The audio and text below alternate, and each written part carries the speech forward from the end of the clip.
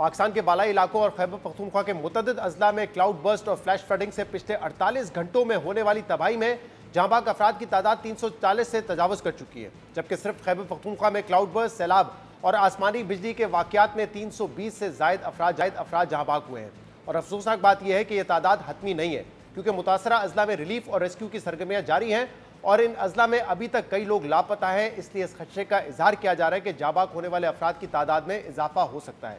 مشیر اطلاعات Khyber Pakhtunkhwa barrister safe کے مطابق کلاؤڈ برسٹ اور طوفانی بارشوں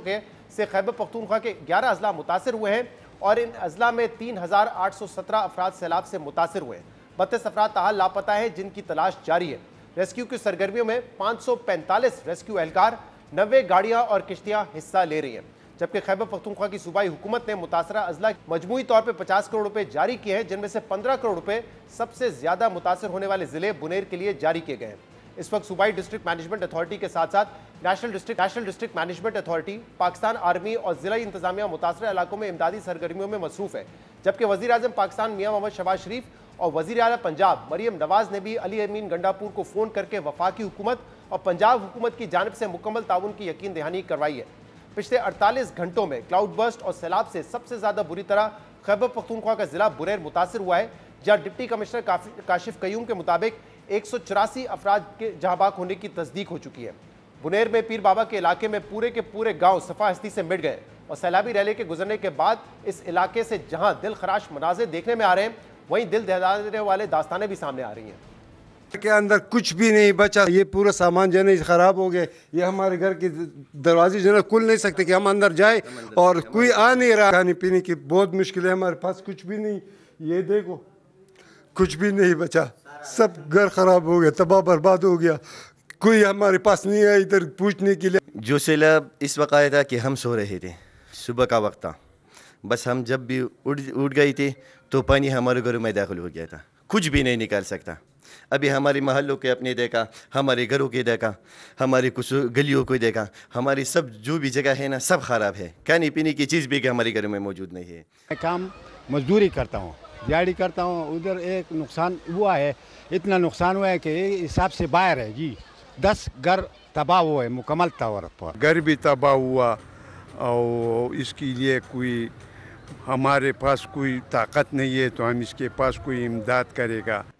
علاقہ متاثرین کا کہنا ہے کہ سیلاب میں ان کے پاس کچھ نہیں بچا اور کوئی انہیں پوچھنے بھی نہیں آیا۔ خیبر پختونخوا کے مختلف اضلاع میں کلاؤڈ برسٹ اور سیلاب بلا شبہ ایک قدرتی آفت ہے، لیکن اہم سوال یہ کہ پاکستان اس طرح کی قدرتی آفات سے نمٹنے کے لیے اور اپنے لوگوں کو ان آفات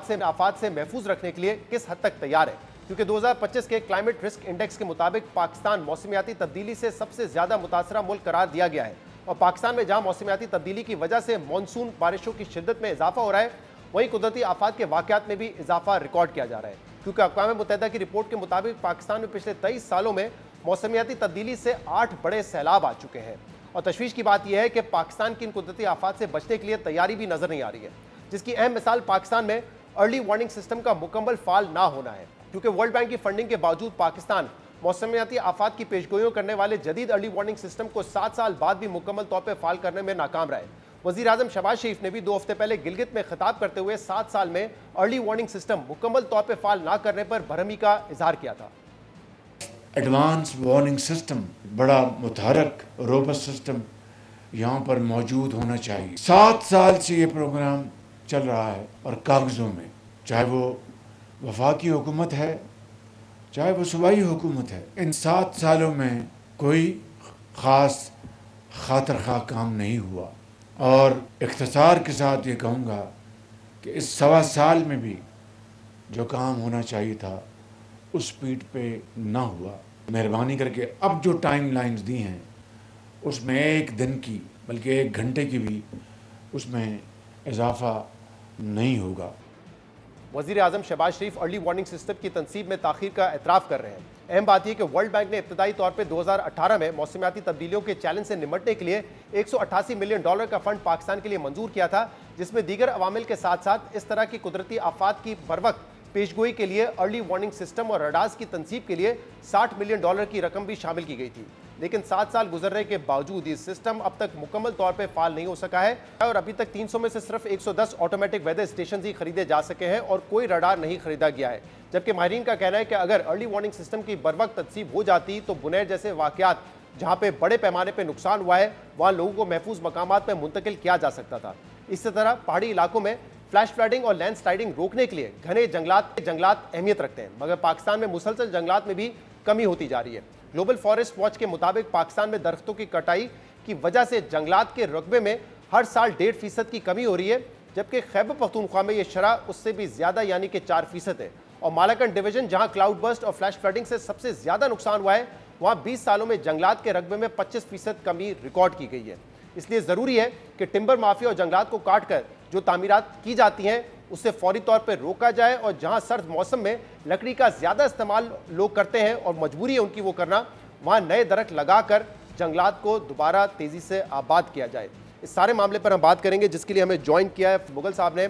खैबर पख्तूनख्वा के चीफ मिनिस्टर के तर्जुमान है। बहुत बहुत शुक्रिया फराज मुगल साहब, आपने हमें ज्वाइन किया। हमने देखा है कि बारिशों से जो क्लाउड बर्स्ट हुआ उससे जो सैलाबी सूरत हाल पैदा हुई है उससे खैबर पख्तूनख्वा में बहुत ज़्यादा नुकसान हुआ है, ख़ास तौर पर बुनेर में। ज़रा बताइएगा कि इस वक्त क्या अपडेट है और जो रेस्क्यू और रिलीफ का काम है क्या वो अब भी जारी है? जी बिल्कुल, हमारे रेस्क्यू की टीम में, हमारी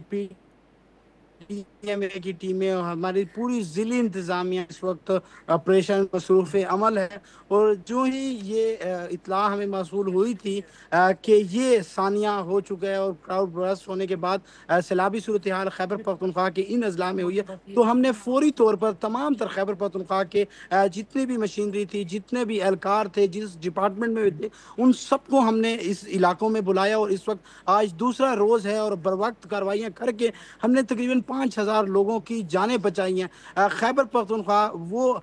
सूबा है जो कि सरप्लस बजट देने वाला है। आज हमने वो चीज़ जो सरप्लस बजट खैबर पख्तूनख्वा हुकूमत ने दिया उससे ये फ़ायदा हो रहा है कि हम अपने लोगों के ऊपर वो पैसा लगा रहे हैं, वो मशीनरी, वो सामान जो लोगों की ज़रूरियात है वो हम आवाम तक पहुँचा रहे हैं। जो सबसे ज़्यादा यहाँ पर आवाम की ज़रूरत थी, अल्हम्दुलिल्लाह कि हमारा ऑपरेशन बस आखिरी मराहिल में है। कुछ ही घंटों बाद इंशाल्लाह हमारा ऑपरेशन जो होगा इख्तिताम पजीर हो जाएगा। हम उम्मीद करते हैं कि जल्द से जल्द हमारा ऑपरेशन इख्तिताम पजीर हो, क्योंकि अभी भी कई लोग लापता हैं और उनकी अहले खाना जो है वो बार बार हमारे पास आ रही हैं। क्या नंबर्स आ रहे हैं, आदाद व शुमार क्या, कितने लोग अब तक लापता हैं? देखा जाए तो मुख्तलिफ हमने पॉइंट्स बनाई हैं। जिस मकाम पे इस वक्त मैं मौजूद हूँ, ये बेसिकली पीर बाबा का बाज़ार इसे कहा जाता है। ये वही लोकेशन है जहाँ पर सबसे बड़ी तबाही हुई है। तो अब तक यहाँ पर हमने जो पॉइंट्स बनाए हैं, जो लोगों ने हमें बताया है कि किसी का चचा, किसी का भाई, किसी का रिश्तेदार जो लापता है, वो अदाद व शुमार जो हमने अभी तक कलेक्ट किए हैं वो 200 के करीब अभी तक लापता हैं। जो शहीद हो चुके हैं वो 300 से ज़ायद लोग हैं। अभी हमारा जो DO सवाबी था वो कुछ देर पहले यहाँ पर आकर उसने मुझे पूरी रिपोर्ट यहाँ पर दी, तो वो सिर्फ एक DO ने सुबह से लेकर अब तक 10 शोधा की जस्ते खाकी अस्पताल तक पहुँचाया है। और इसी तरह मुख्तलिफ हमारी टीमें काम कर रही हैं, जो कि पूरे सूबे में जितनी भी हमारी टीमें हैं खैबर पख्तूनख्वा हुकूमत की, वो इस वक्त इन इलाकों में हैं। और वज़ीर आला खैबर पख्तूनख्वा इस वक्त नंबर बता रहे हैं, आप बता रहे हैं कि जो मुख्तलिफ इत्तलात आ रही है उसके मुताबिक अभी भी 200 से ज़ायद लोग लापता है। जी 200 से ज़ायद लोग लापता हैं, हम ढूंढ रहे हैं। कई लोग ऐसे थे कि सैलाबी सूरत हाल को देखकर वो इलाकों को छोड़ गए थे, लेकिन हम उनकी फैमिली से उनसे रब्ता करके ये फिगर बहुत कम हो जाएगा इंशाल्लाह। हम उम्मीद करते हैं कि जितने भी लापता लोग हैं ये मिल जाएं, क्योंकि इस एरिया में सबसे बड़ा जो मुश्किलात है वो सिग्नल नहीं है, क्योंकि किसी से मोबाइल पे बात नहीं हो सकती है, ना व्हाट्सएप पे कॉल हो सकती है, लोगों का रब्ता जो है वो मुनक़ता हो गया। बाज़ यहाँ पर देहात वो भी हैं जिसका ज़मीनी राब्ता मुनक़ता हो चुका है, लेकिन हम कोशिश कर रहे हैं कि आज रात तक जितने भी गांव हैं उन तक ज़मीनी रास्ता बहाल किया है करें हम। सही, उम्मीद करते हैं ऐसा ही हो। जो आप कह रहे हैं कि बड़ी तादाद में लोग लापता हैं, हो सकता है वो नकल मकानी करके दूसरे इलाकों में चले गए हों, उनसे राब्ता ना हो रहा हो। अल्लाह करे कि जो शरह है अमवात की उसमें ज़्यादा इजाफा